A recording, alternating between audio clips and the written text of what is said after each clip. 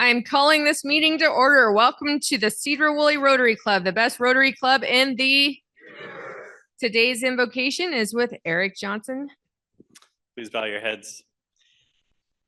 Dear Heavenly Father, in a day and age in a world where we have wars and rumors of wars, please let your providence and provision be felt throughout the world. Intercede on our behalf. Create peace in regions that have known nothing but instability. Please let the Rotary International Organization be an ambassador of that peace, bringing hope to those who do not have any, healing to those who are sick. Please bless this community. Help us to be a good steward of the resources that have been given to us. Please bless this food and this time together. In your name, amen. Amen. All right, I pledge allegiance to the flag of the United States of America and to the republic for which it stands, one nation, under God, indivisible, with liberty and justice for all.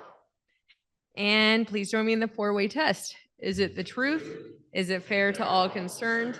Will it build goodwill and better friendships? Will it be beneficial to all concerned?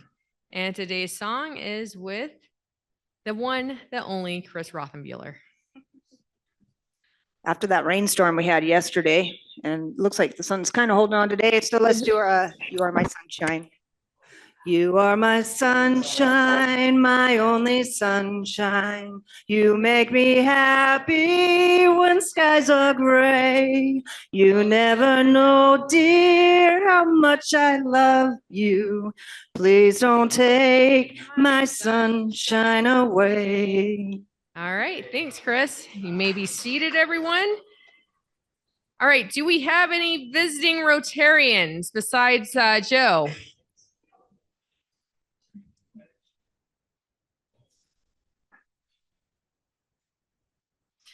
I've got David Lukov here with me. He's our past district governor and my new golf partner. And he brought a friend too, so I'd like to let him introduce her. Go ahead and thank you.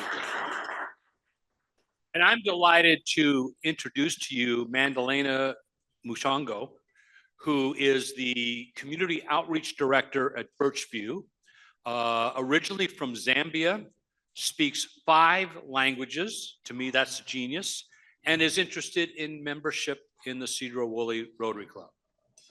Awesome.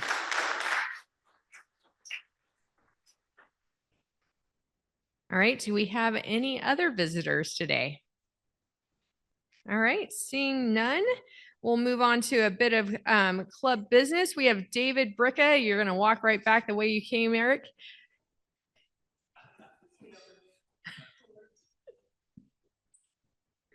So I am reading a thank you note from the Skagit River Poetry Foundation. Molly McNulty, the executive director, reached out to me as I'm connected with the festival. My husband won the Phyllis Ennis Poetry Award a couple years ago, which is kind of a pretty big deal, which is pretty cool for a poem that he wrote. So she reached out about getting some funds for the kids here. So dear Sedro Woolley Rotary and Ruth, it is with tremendous gratitude I send this thank you note. Your $1,000 grant will allow Sedro Woolley High School students to interact with poets for their students only day. 36 poets from all over the country and Ireland and Canada. Thank you, Molly. So that's really very cool. There you go. Thank you, David. And Steve, I've got where you can send the check, okay? Give it. All right, and then we have something new that we're going to try. I'm going to invite Lynn up to the podium and he'll explain a little bit.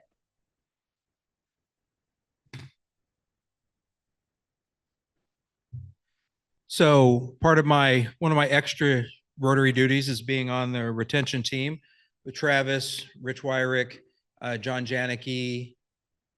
Sheena was at our retention meeting. I can't remember who all else. But one of the things that we're talking about is we're trying to get people engaged in what we're doing, and not just engaged, but showing up at meetings and why that's important. And as we were eating a wonderful meal at Backspins. Anybody been to Backspins yet? I don't know when they're gonna open up for real, but it was awesome. But we had our retention meeting there. We got to talking and we were kind of spinning our wheels there, trying to figure out what can we do to get somebody like Joe Jones to come to a meeting, even though which apparently it worked before we even started. Joe, you're awesome. But one of the things that I got to thinking about is, why are you in Rotary? Why are you here? What got you here? What brings you here all the time? So one of the things that we're going to do is take 2 to 3 minutes. We'll decide approximately how long we're going to take. And we're going to have people once a meeting just come up and say, why are you in Rotary? What got you in Rotary? What keeps you in Rotary? What engages you in Rotary? And I'm going to start it off today just by throwing out the who, what, why, where, when that I'm in Rotary. And when we do this, we're only going to have a 2 or 3 minute timer. So if you think about, can you give me a timer, Ruth? Set me on 3 minutes and I'll start.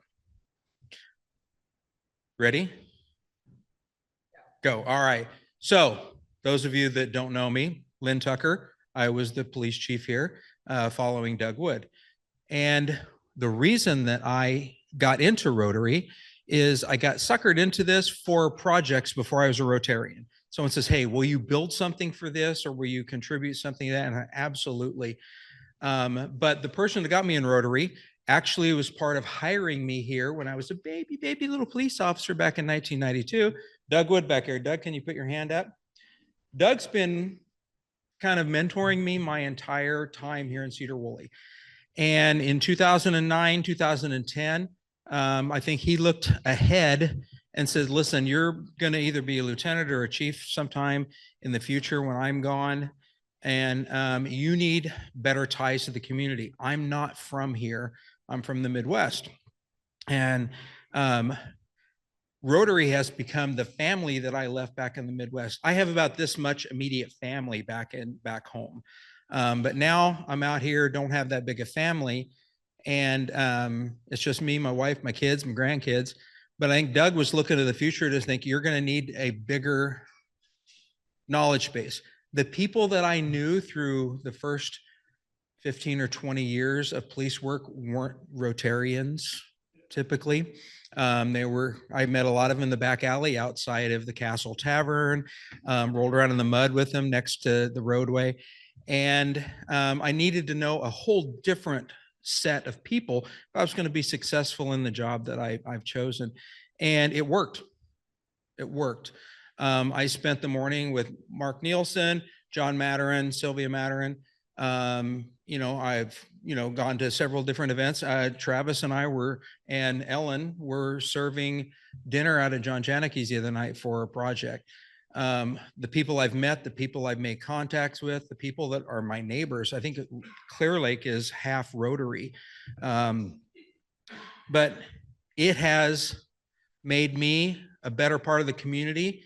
And I've never had any reason not to, or to think, oh man, okay, there were a couple of times when I kept getting phone calls to do something. I'm like, oh, why did I give them my phone number? But in reality, it's wonderful, the engagement that I've gotten from you all and the whole club, and has given me the family that I left back in Missouri. Time? Got it. 20 seconds left. You don't get asked any questions unless you really want to, but you know where I live, you know my phone number. But we're going to be looking to schedule different people to do this. We're only going to do one for meeting. So if you get called on, you don't want to do it, don't do it. This is only don't do it until you're ready to do it. And we're only going to have a couple of minutes to do it. So let us know what you think. Send the feedback to me, Ruth. This has been kind of my idea, but send it to any of the retention team as well. Travis, John Janicki, any one of us, send it to Sheena. You can send it to Ruth or myself, what you think and how you think it can work for us. And if you think it's a good idea, like this is crazy, and we'll see where it goes. Thank you.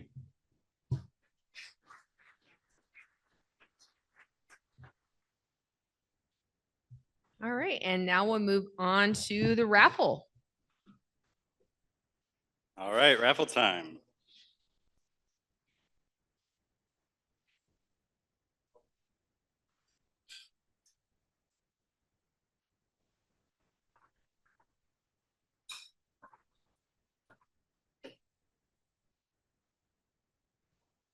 First number is 20, 20.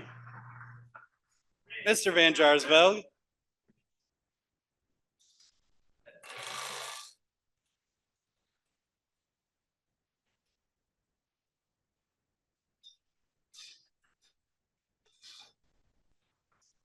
Shelly Shack $25 gift card. Very nice. Second number that we have is number 11. This one goes to 11. Hey.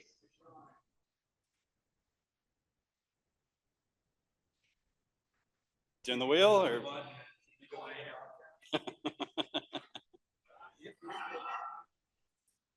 Somebody's gonna have a good time. Third number is number 53, 53. Mr. Nielsen. Let's do a fourth one.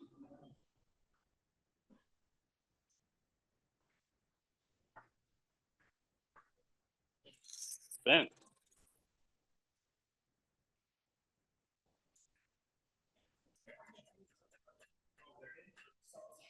$25 cash.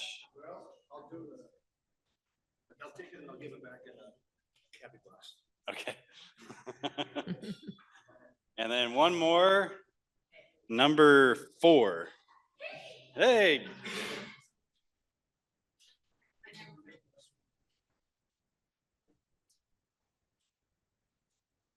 Taking the wine. Nice choice. Thank you, Vanna. All right, so now we'll move on to Sergeant at Arms and Happy Bucks with Frank Wagner.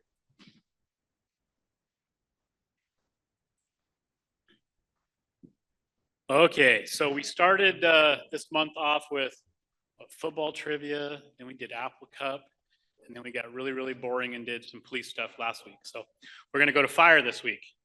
So let's start with online. Charlie and Kate and Pat and Danny. What year did the Sedro Woolley Fire Department start?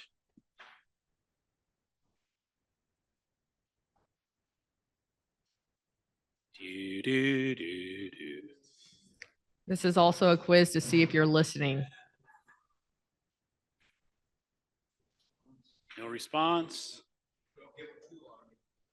Yeah, 1957, Pat says. 1957.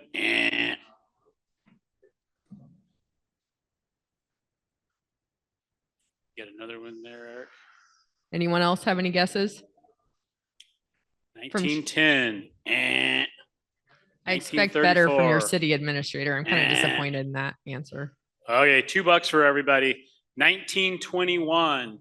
We did our 100th year anniversary here a few years ago, which is why we got to keep Klinger for an extra couple years beyond because he wanted to be here for that. So we are on our 103rd year right now as we speak. Go to this table, Lynn. How many calls for service does the Sedro Woolley Fire Department have? This last, no, not Xbox. No. That's police.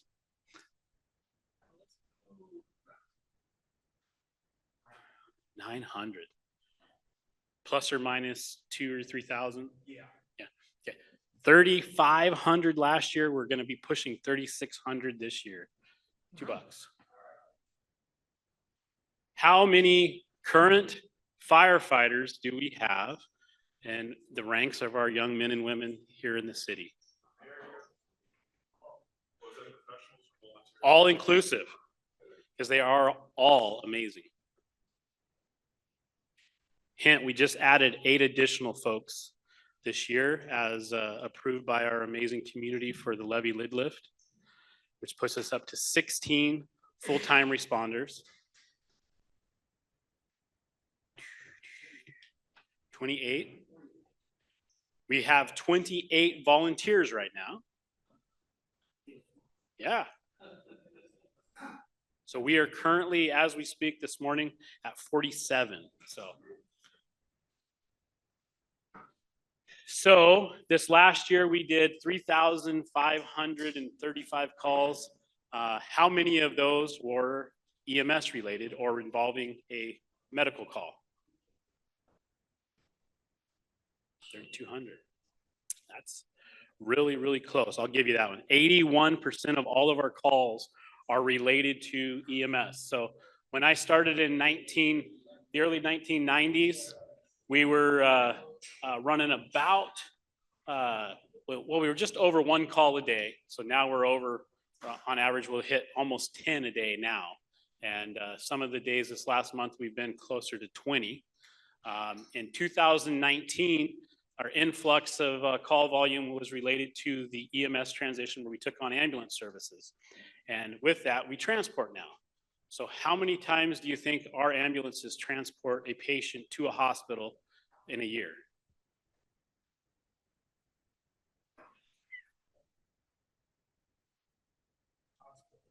All included. 1,000. Bam. So we are budgeted for 1,500 this year. We'll actually be closer to 1,600 if we keep up the current trend. So out of those 1,500 to 1,600 transports, how many do you think go to United, Chris?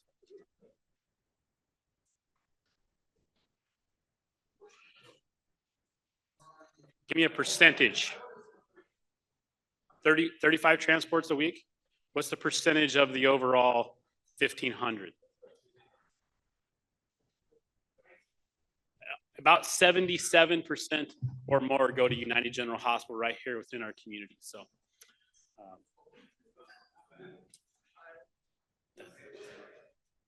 that's all I have. Do we have Happy Bucks?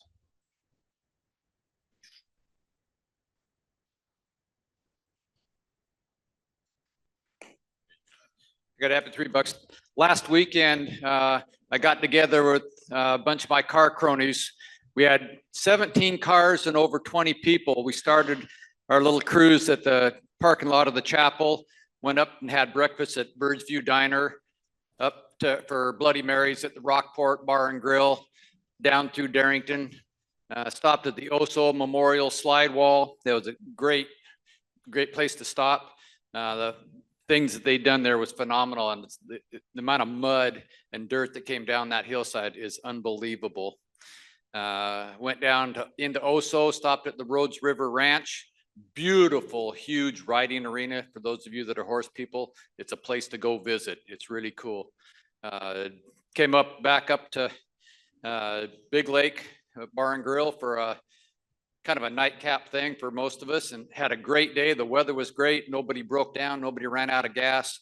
Cheryl was part of it. Like I say, there was over 20 of us. Had a great day. It was a good time to end the summer.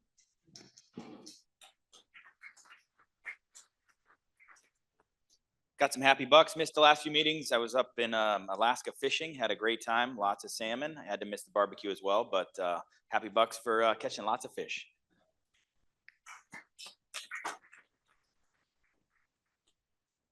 So here's my 25 from the wheel. So happy 25. So some of you know this already, but there was a old 1890s log or timber cabin that was in Clear Lake, and it was taken apart and was going to be reassembled, and some of the timbers were stolen. So anyway, the last month or two, Lynn and I and John Maturin and Sylvia and occasionally a couple other people have shown up, and Mike Janicki got us some timbers, and we've been cutting dovetails in them, and the process has gotten a lot faster than it used to be, because none of the timbers are the same size. Like, would make it really easy. You could do a template. We can't do that. So anyway, today we loaded up, I think the last of the timbers up just about for the walls. And if you're driving through Clear Lake, if you don't get lost, it's big. But there's nowhere, everybody knows where Evelyn's is, because I see most of you there. And then between that and the museum or the Historical Society building is where we're building this thing. You can kind of get a glance at it as you drive by, and it looks really good from a distance. And so just keep driving right by and look at it. Hey, Mark, while Frank is walking to the next person, are you going to have some sort of ribbon cutting or something that the club could attend?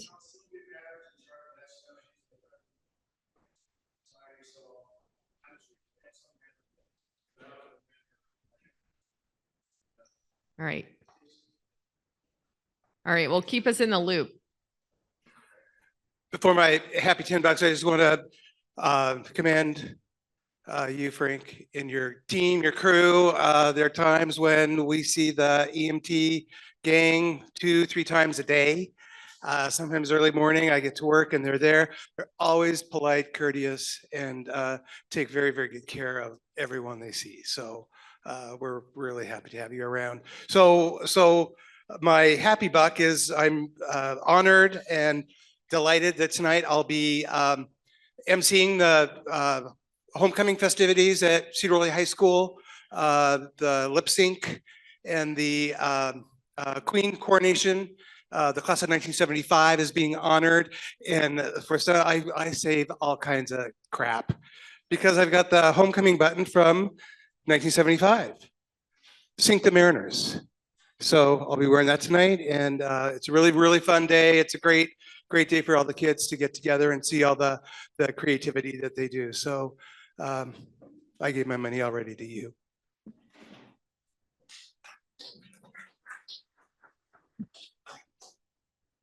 Very happy to bring my friend Mandalena to consider membership with your club.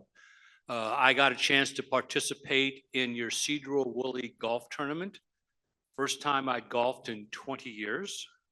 It was pretty messy. I thank Sheena very much because I did slip in the mud and got it up to my thighs, and she didn't take a picture of that. She took a picture while I was trying to get out of the mud.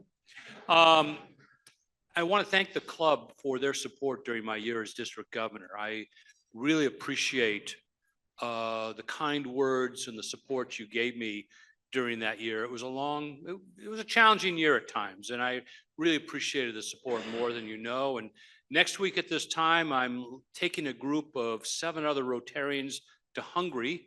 We're going to do a Rotary friendship exchange with the Hungarians in the Budapest and nation of Hungary. And if your club, President Ruth, is interested in maybe developing a sister club in Hungary, let me know.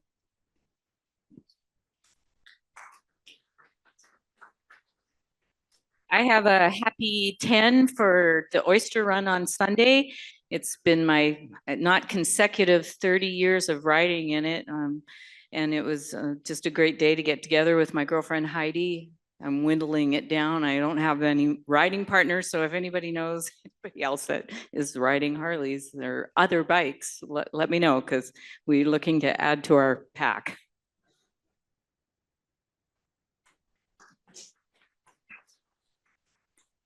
I got a few happy bucks. I just want to let everybody know that, Dad's wife, Marcia, ended up taking a pretty bad fall again. But she's doing great. She's currently, they got her a residency in Mount Baker.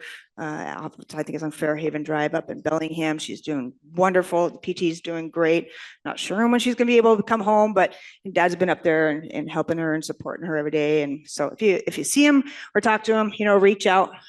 So I'm happy for her health and that she's doing better. And then in times, last couple of weeks have been a little rough, but I just, I appreciate the fellowship here, all the new friends, the friends that have helped me and are always there for support. And if it wasn't for this club, I'd be a little lost. So thank you guys.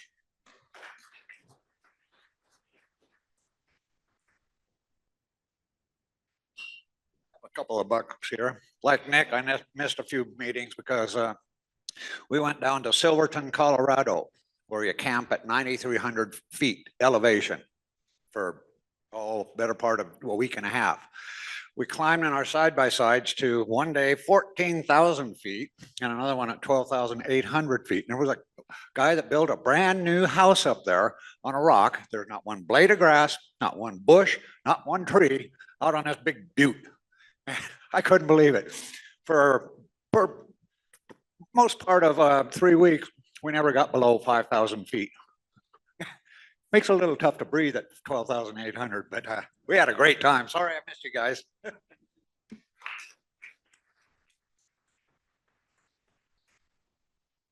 What Mark Nielsen said. Any more happy bucks?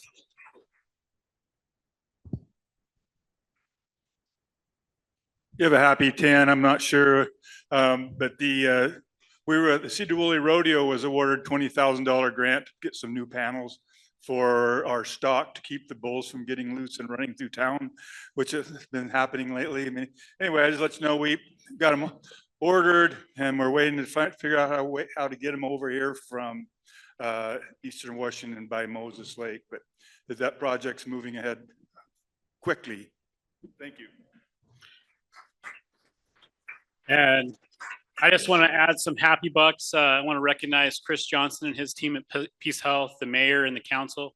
Last night, we were able to approve an interlocal agreement with the partnership of the city of Burlington and us and Chris and his team to bring on a mobile integrated healthcare position that will help us in the future with our services and theirs to give some outreach to the community for those that utilize 911 that don't always need it.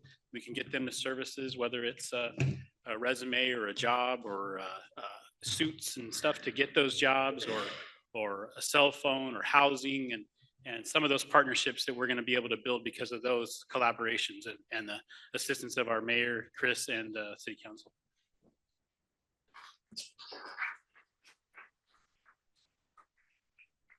All right, well, David, mentioned the homecoming festivities tonight, but if you're not tired of pasta from today's lunch, they have the annual pasta feed and it starts at 5:30 in the Sedro Woolley High School cafeteria. Come on out, vote for the senior class. Shelby's a senior. I am going to plug senior class of 2025. You'll get to vote for their skit and for their Deck the Den. I'm not biased.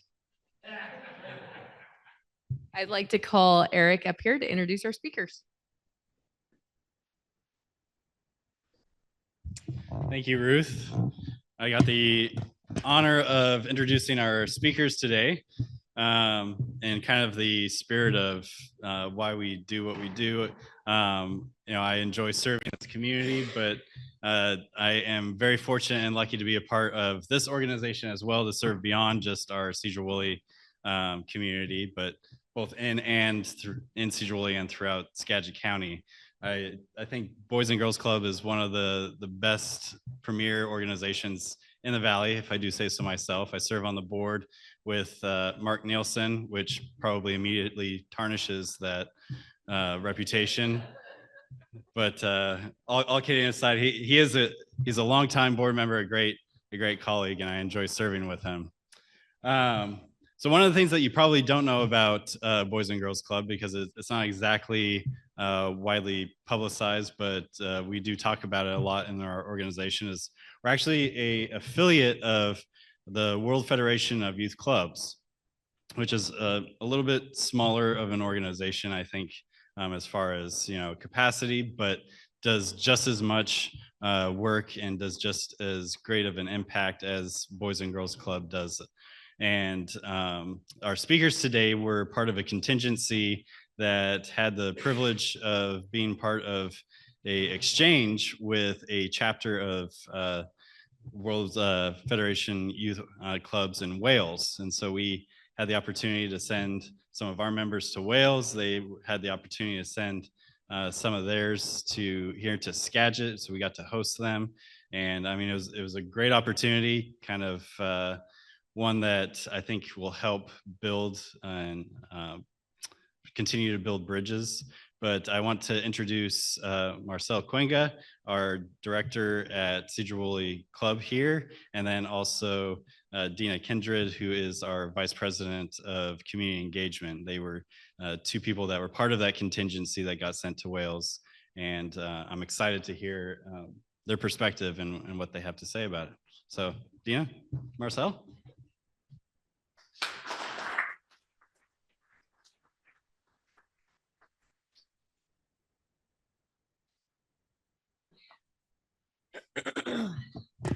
Good afternoon. Thank you so much for having us today. You know, it's really fun to get to come speak with service groups about our experience in Wales. I've been working with clubs for 15 years, and I never would have imagined getting to travel internationally for the clubs. And I will let Marcel talk a little bit about his experience too as we get going. As Eric said, I'm Dena Kindred. I'm the Vice President of Community Engagement. And I'll let you introduce yourself. I don't really think I need this mic because I'm loud, but yeah, I am Marcel Quenga. I'm the program director here at our Sedro Woolley Clubhouse, and I have been working for clubs for 9 years. It'll be 10 in February, and I've been in Sedro for, this is my 3rd school year here. And Dena is going to talk about what we're going to be talking about. Can I take this off of here? It might be easier to just hand it back and forth. Yeah. I fell down some stairs. Sorry. So today, as we go through our presentation, we are going to talk about the history of Boys and Girls Clubs of Wales and our partnership with them. We'll go through a day by day of our trip, organizational comparisons, a lot of similarities between our organization and Boys and Girls Clubs of Wales. What our future opportunities look like on the horizon as well. And then hopefully we'll have some time for some Q&A. I am going to hand it off to Marcel to talk about the history of Boys and Girls Clubs of Wales and our partnership. Thank you. So in 2022, September 2022, Boys and Girls Clubs joined the Youth Federation, or sorry, the Youth Club, World Youth Clubs. And this was a way for us to get a bigger umbrella and help out more people in youth in the world, as well as give our members a chance to broaden their horizons, because we're Skagit County, but there's so much more in the world that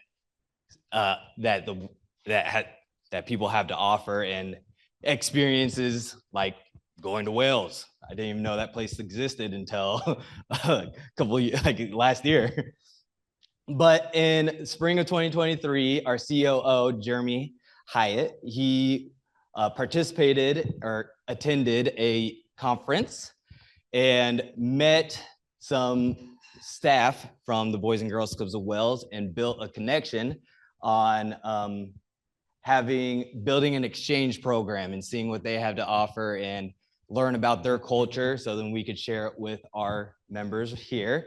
And in December 2023, 4 staff were able to take an opportunity to go to Wales to see how we could develop an exchange program as well as learn about their culture. And March of 2024, the staff from Wales came out here to do the same thing we did out there, learn about what Skagit County has to offer, about Washington, and some of the staff have never even been to the States, so that was awesome to see their excitement. And this July 2024, they were able to send out some of their young people, so their teens, got to come out and learn about our Skagit County, Washington, got to go to Seattle. There's some photos coming up, but yeah, that is our history so far. And the 4 staff that were able to go was Jeremy Hyatt, our senior VP and COO. The reason why he was selected is because he was the one that built this connection and got this whole ball rolling of an exchange program. Myself, I already introduced myself, but just so I get more learning opportunities and hopefully can help grow the exchange program. And I am on the floor with the youth every day, so I got to bring that background.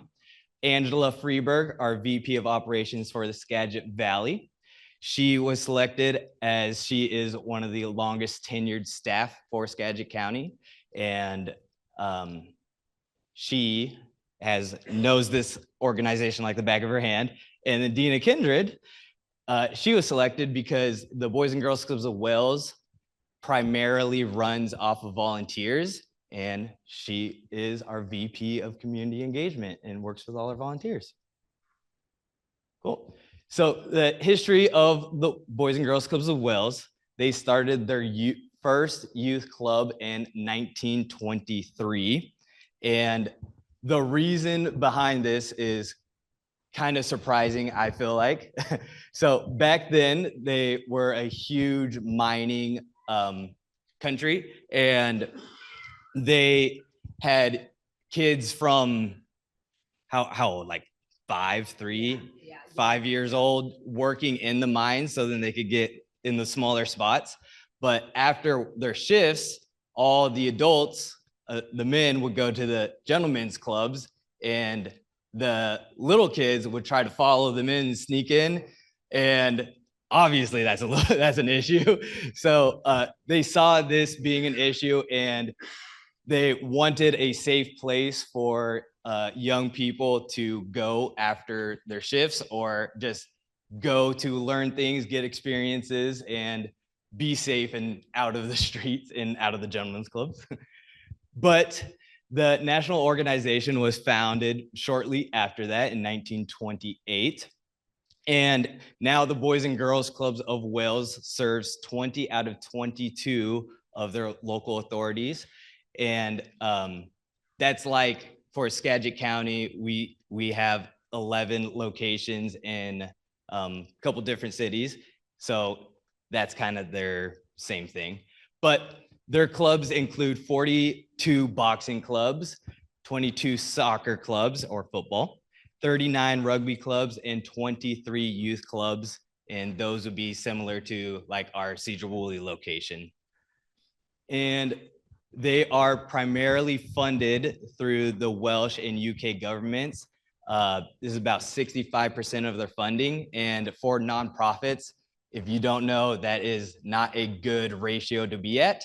We want to be more around the 20% funded by governments, because what if that funding stops? Then you lose 65% of what you got going on. So we've been working with them on trying to help them lower that too. Cool. And I will pass this off to you. Right? Yeah. So the funding that makes these exchanges possible is called Taith funding. And so the Boys and Girls Clubs of Wales, they apply and report on a regular basis to receive this funding for what they call inward and outward experiences. So inward experiences are any thing that Boys and Girls Clubs of Wales hosts at their organization. And then outward experiences are anything that where they send kids and staff out to, and that's all funded through the Taith funding. So these are just some examples of the inward experiences that they have hosted so far. So they had us back in December when we visited. They've hosted Germany and Yellowstone County as well, and then also hosted an international youth conference where they had club professionals or youth development professionals from the United States, Mexico, South Africa, and Rwanda.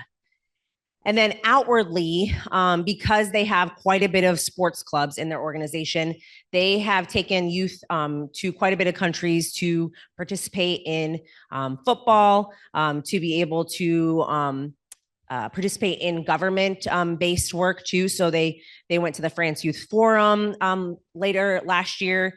And then the most recent outward experience they had was when they came and visited us in July, because they wanted to experience a 4th of July in the United States. And so we'll dive into a day-by-day of the trip. So we went for 7 days. We were able to fly from Seattle direct to London, and then we hopped on a bus, and we took a 5-hour bus ride to Bridgend in Wales, is where we stayed. The organization has a lodge that their organization funds and pays for, that they host these inward experiences. So they hosted us in their lodge for the week. It was a really long journey with lots of jet lag, but we were immersed in the culture right away, so we didn't have a lot of time to be tired, which was great. So our first full day there, the staff took us to Dunraven, which was on the coast, because one of the staff in our group requested, like, she wanted to see the water. And so we went to Dunraven and we got to play kind of down by the beach, really rocky beaches there.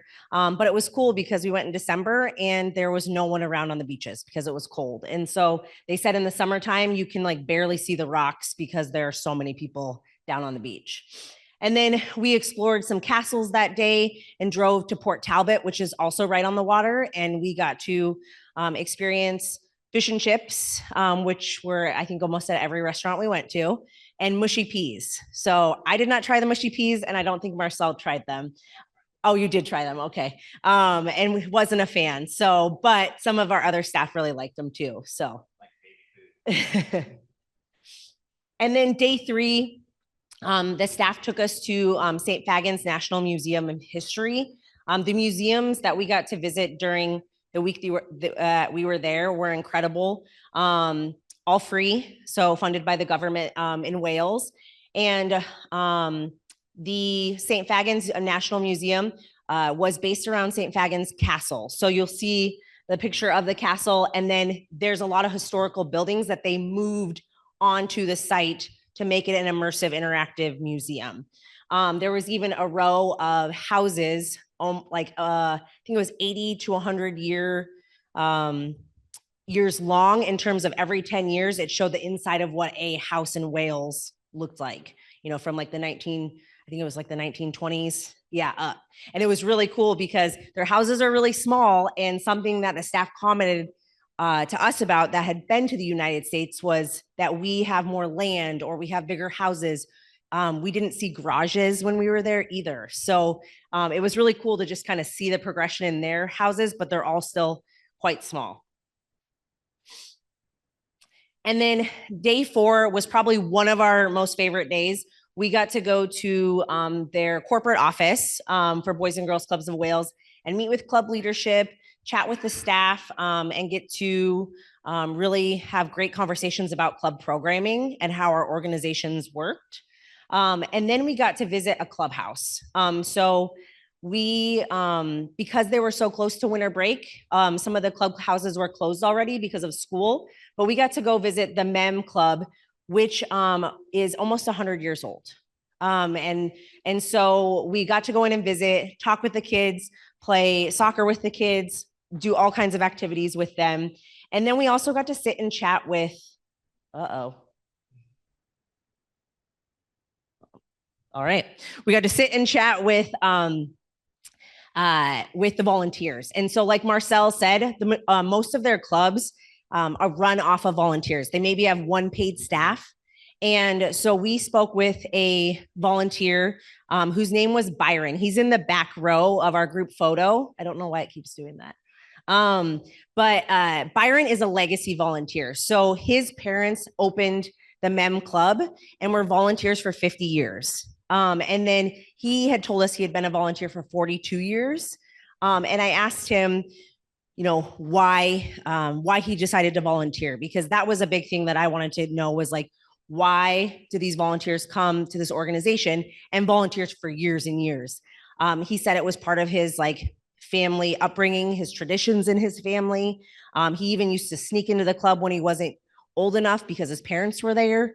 And then he also works full time and then comes and volunteers at the club 20 hours a week. So it was pretty incredible to get to visit with him and other volunteers and all the youth. A few of the youth on the far right actually got to come visit us when they came out in the summer. And then day 5, we were able to go to Cardiff Metropolitan University, which is in the capital of Cardiff in Wales. And in order to have paid positions with Boys and Girls Clubs of Wales, you have to have a youth work degree. And Cardiff Metropolitan University, along with some other universities, offer this track to obtain a youth work degree. And so we got to sit and chat with the staff and learn about the credentials and the pathway that it takes to go into this type of degree, which is a requirement that we don't have, or a program that we don't have necessarily to get into Boys and Girls Clubs work in our country. And then it was it was close to Christmas time. And so we got to go into downtown Cardiff and explore that evening. And it was like a magical winter wonderland. And lots of lights, lots of vendors. We got to go inside some of the churches and castles and explore the city for the evening. As Marcel had mentioned, that Wales was a huge mining community. And so we got to visit on day 6, the Big Pit Coal Museum. And so where we actually got to suit up with hard hats and we got to go down into a coal museum where we were walking through with our headlamps, and that was the only light that we had. And we had an amazing volunteer tour guide. And we even had to like crouch down and go through certain spaces to see what it was like to work in the coal mines, which was pretty incredible. It was a very interactive museum as well. So we got to spend a lot of time down below where you couldn't even bring like cell phones and technology devices down below. And we had to leave them at the top. So it was just a really cool experience to get to see what a day in the life of a coal mine worker would do. And then we ended that day 6 back at the lodge. So where we were staying, they host a weekly program to where they open up to teens on Wednesday afternoons, where the teens could come in and do their homework, do activities, and get some food and just kind of hang out for a handful of hours. And so we got to play games with them. We got to make holiday cards with them. And then the far right photo, the young man with the glasses, his name's Danny. And he, right before they had left the program for the evening, he had snuck me a card that he made for all 4 of us staff. So that was pretty cool and special, and just like the short interaction that we got to have with this young man. And then the last day, day 7, was kind of like our day to play in a sense. We went down to the Cardiff Winter Festival and we did shopping. We tried a lot of food, and my coworker Angela and I really wanted to go ice skating. And so her and I got to ice skate right outside of a castle, which was pretty unbelievable. And we got to roast marshmallows right outside of the festival as well. And just really taking in a lot of the like holiday fun experiences in downtown before we headed home the next day. And then I will hand it off to Marcel. Are we doing okay on time? Yeah, okay. I'm going to hand it off to Marcel to talk about our organizational comparisons. Sweet, thank you. Yeah, so we noticed, and I don't know why this was so shocking to me, but youth work is youth work everywhere. There's always people out that is wanting to help youth, and like that's just so amazing to see. In every community we went to out there, it was basically everyone was a family and they're all there to help out each other. And that's just a lovely sight to see. So with training, like Dena mentioned, with people that are working at the anything with childcare or youth work, they do have to get a degree. But that is for staffs and volunteers, right? Volunteers too. Volunteers don't have to have the degree. Okay. They just have to go through some safeguard training. Yeah. In order to volunteer. And like I mentioned, for connection, like everyone felt like a huge family out there. And Wales is smaller, but everyone knew everyone, and it was just awesome.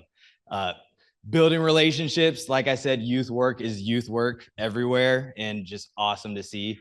And everyone that we met just wants to have safe places for the youth that they serve, or just youth in general. And for meals, just like how Boys and Girls Club does it, they make sure everyone that enters the building gets a nice meal.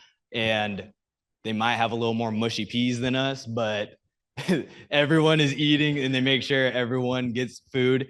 And the activities and programs basically just aligned with everything that we do and we serve for our youth. They just have a lot more soccer or football. Yeah, and Dena will talk a little bit about our future and current opportunities. There you go. Thanks, Marcel. So current current opportunities that our organization is experiencing with Boys and Girls Clubs of Wales. We are, looking at different networking and events and collaborative projects that we can work on together. And how do we expand this exchange program? Currently, we have 5 staff that are in the UK right now. They just left last night, and they are going to be attending the UK National Conference. And our Chief Development Officer, Ian Faley, is going to be sharing some resource development best practices, because like Marcel had said, a lot of their funding is from the government. And so he's going to chat with them about, how do you go through different avenues of fundraising. So pretty incredible that they get to experience being out there for the week. And then we have a cohort of staff going to, we have a sister club in Cabo San Lucas.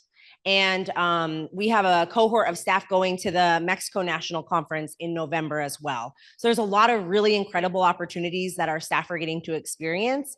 And we actually have a group of staff that will be taking youth out to visit Wales in the summer of 2025. So a group of our teens from the county will get to experience what their teens got to experience here. And we are really, really excited to get to take our kids out there and have them experience something that could be once in a lifetime.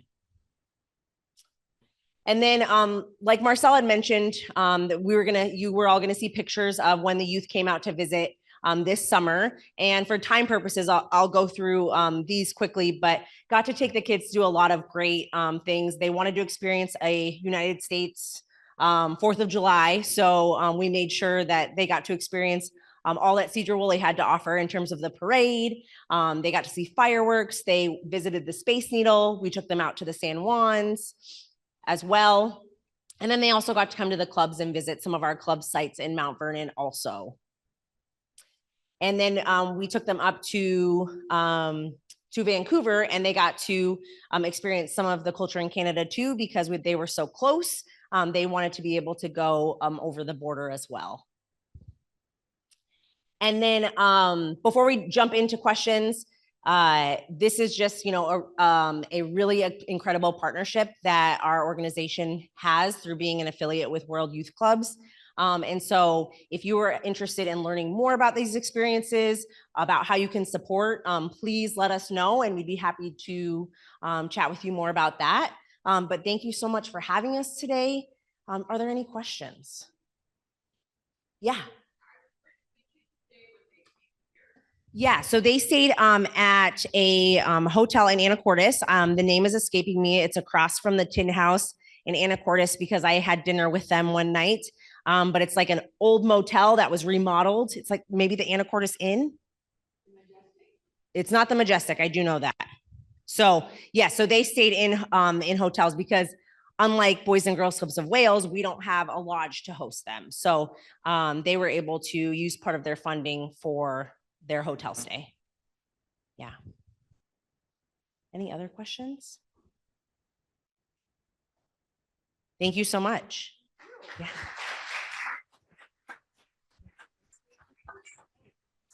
Yeah. It's okay. We should warn people about this.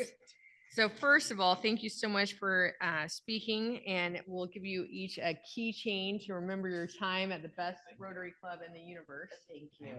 And then next, if I could have Christina come up as well. So one of the things that means a lot to me in this community is the Boys and Girls Club. My sponsor originally 19 years ago was Mike Crawford. And he was a huge proponent of the Boys and Girls Club in Sedro Woolley, and spent many, many hours building the covered play area at both the behind CMS and then the present one now. Did a lot of work to make sure you were successful. And I know that when Mike hears about this, and I'll call and let him know, that he'll be very excited. We wrote a check to you for $2,000. We'd really like it to go to an air hockey table for fun, and then for other supplies that you could use to help with the youth.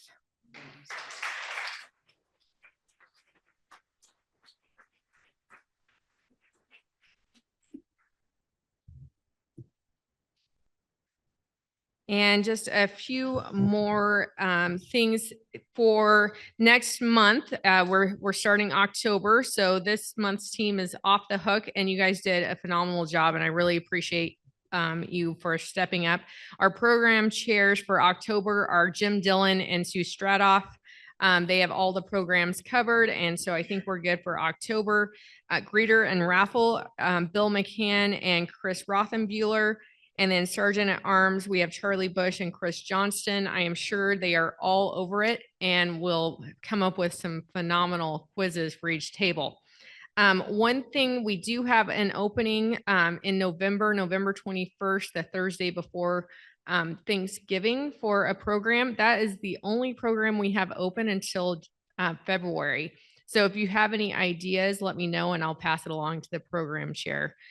And let's see, I'd like to thank David and Mandalena for attending. We really appreciate that. And I look forward to getting to know you. And we have Doug Wood, who has, I'm sure, something that's going to make me laugh.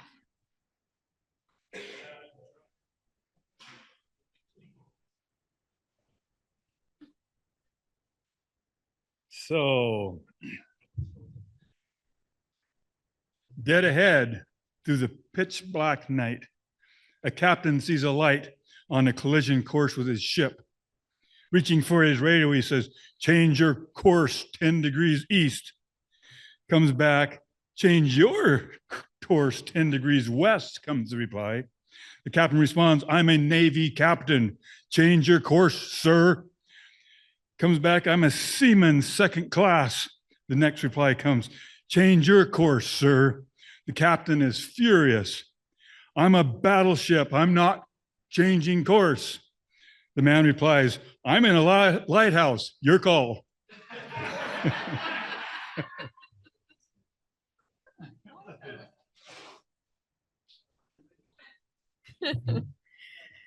Okay, I think that's it for today. We can leave the chairs and tables because Janikie's using this tomorrow. So we are welcome to leave it as is. And thanks for attending.